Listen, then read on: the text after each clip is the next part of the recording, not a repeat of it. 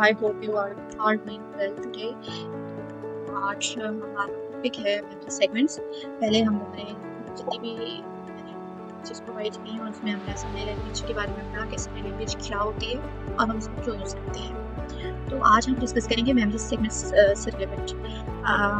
मैं कोशिश करूँगी कि ये शॉर्ट वीडियो के अंदर आपको हर चीज़ समझ आ जाए। बाकी जो है रजिस्टर्स जो हैं उसके बारे में भी आज हमें डिस्कस करना है, वो इंशाल्लाह मैं नेक्स्ट वीडियो के अंदर आपको डिस्कस करूँगी। सो असेंबली लैंग्वेज के लिहाज से फर्स्ट हमारा जो ये टॉपिक है वो है मेमोरी सेगमेंट्स। मैंने आपको पहले भी बताया कि मेमोरी को पार्ट्स में डिवाइड किया जाता है। सेगमेंट्स का मीनिंग क्या होता है कि हम अपनी किसी भी चीज़ को हम पार्ट्स में या चंक्स में या इंडिपेंडेंट ग्रुप्स के अंदर डिवाइड कर रहे हैं। तो मेमोरी सेगमेंट्स क्या है कि आपकी जो मेमोरी है उसको फर्दर पार्ट्स में डिवाइड किया जाता है और हर पार्ट का या हर सेगमेंट का, हर इंडिपेंडेंट ग्रुप का अपना एक स्पेसिफिक टास्क होता है जो उसे परफॉर्म करना होता है या वो एक स्पेसिफिक टाइप का डाटा कैरी कर रहा होता है। और हर सेगमेंट्स जो है वो एक खास किस्म के डाटा पे वर्क करने के लिए इस्तेमाल होता है यूजर्स से। और इन सेगमेंट्स को जो लोकेट किया जाता है मेमोरी के अंदर वो बाय यूजिंग पॉइंटर्स को यूज़ करके हम इन सेगमेंट्स को यूज़ करते हैं। जैसे हमारे सेगमेंट रजिस्टर्स उसको हम लोकेट करने के लिए पॉइंटर्स को यूज़ करते हैं। ठीक है, वो हम पहले डिस्कस हुआ कि मेमोरी क्या होता है। मेमोरी मैंने बताया आपको, एक हमारे पास एक मेमोरी है जो यूज़ करते हैं डाटा को स्टोर करने के लिए हाथ से, और उसको हमने पार्ट्स में डिवाइड किया ताकि हम यूजेबिलिटी को इंक्रीज कर दें, मेमोरी की यूटिलाइजेशन जो है वो इंक्रीज हो सके। ठीक है, तो यहाँ पर 3 पार्ट्स जो है मेन डिस्कस हुए हैं जो हमारे कोड का भी हिस्सा होता है। पहला है हमारे पास डाटा सेगमेंट, दूसरा कोड सेगमेंट, थर्ड है हमारे पास tag. Data segment it is represent by dot data section. जब हम असेंबली लैंग्वेज पे हम जब कोड वगैरह करेंगे तो उसके अंदर आप देखना कि हम डॉट डाटा सेक्शन, एक सेक्शन होता है जो हम यूज़ करते हैं, इसको रिप्रेजेंट किया जाता है डॉट डाटा सेक्शन के नाम से और BSS के नाम से। ठीक है,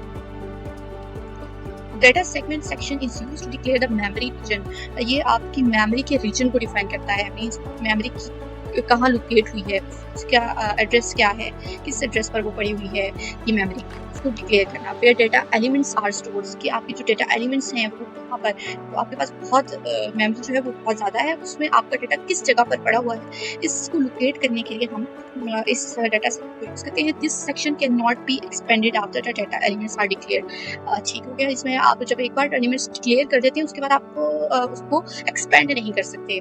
मीन्स अगर आपने ड्यूरिंग परफॉर्मेंस जब आप कर रहे हैं, जब आप कोई भी प्रोग्राम परफॉर्म करें उस टाइम पर तो आप कर सकते हैं, बट उसके बाद आप उसको एक्सपेंड नहीं कर सकते। मतलब आप एक बार आपने डाटा एलिमेंट्स और उसकी मेमोरी कंजम्पशन बता दी, उसको आप इंक्रीज नहीं कर सकते। And its remain static throughout the program. वो आपको throughout the program static रहेगा कि जब हम कोड करेंगे ना तो ये आप बेहतर तरीके से समझ में आएगा कि जब हम इसको बनाते हैं तो उसके बाद कोड को फिर कन्वर्ट किया जाता है एक फाइल के अंदर, तो इसलिए उसने कहा उसके बाद वो टर्मिनल पर आपको शो हो रहा होता है CMD पर।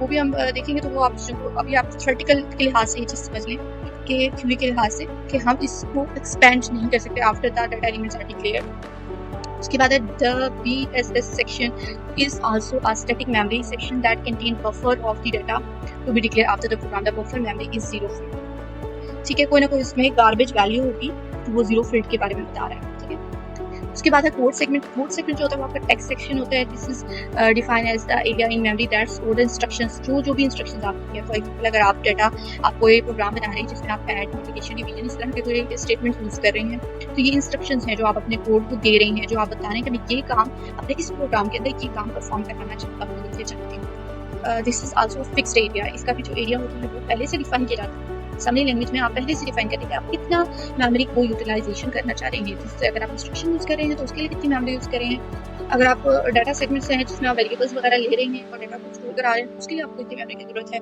ये आपको डिफाइन करना पड़ता है। Stack this segments contain data value past functions and procedure within the program. इस बात का क्या मतलब है कि आपकी जो इंस्ट्रक्शंस जो आप यूज़ कर रहे हैं, जो इंस्ट्रक्शंस आपने ये वाला कोड सेगमेंट से रिलेट करता है। हम मल्टीपल फंक्शंस पढ़ते हैं ना, मतलब फंक्शंस आपने C++ के अंदर भी पढ़े होंगे। अगर हमने कोई फंक्शन यूज़ किया है ऐड करने का, जब वो फंक्शन कॉल होता है तो वो फिर वैल्यू पास करता है। ठीक है, pass by value, pass by references, ये भी आप लोगों ने पढ़े होंगे C++ में। तो अभी सिर्फ समझाने के लिए आज से मैं आपको समझा रही हूँ। स्टैक हम इसलिए यूज़ करते हैं, हम उस फंक्शन को अगर हम यूज़ कर फंक्शंस अगर हम अपने प्रोग्राम में बना रहे हैं तो उस फंक्शन को कॉल करेंगे तो वो वैल्यू गेट करेगा। वो जो आपके डाटा सेगमेंट्स के अंदर आपने वेरिएबल्स में वैल्यू आपने डिक्लेयर की थी, वो वैल्यूज आपको गेट करके वो फंक्शन को देगा, देन वो एक्शन करता तो हमारे पास 3 पार्ट्स होते हैं। पहला पार्ट क्या है आपका डाटा सेगमेंट पार्ट, जिसमें हम अपनी कोई भी वैल्यूज़ वगैरह ले रहे हैं या इस तरह का कोई काम करवा रहे हैं जिसमें हम वैल्यू या डाटा एलिमेंट्स जो होते हैं उनको हम स्टोर करा रहे हैं प्रोग्राम के, वो चीज़। और मेमोरी किस जगह पर वो लोकेट होंगे, these variables are located in which area in the memory. तो ये आपका सारा डाटा सेगमेंट्स में आ जाता है। उसके बाद आपके पास आता है कोर सेगमेंट। कोर सेगमेंट्स के बारे में मैंने आपको बता दिया कि कोर सेगमेंट में क्या होता है कि आपका वो एरिया जहाँ पर आपकी इंस्ट्रक्शंस स्टोर होती है, ठीक है।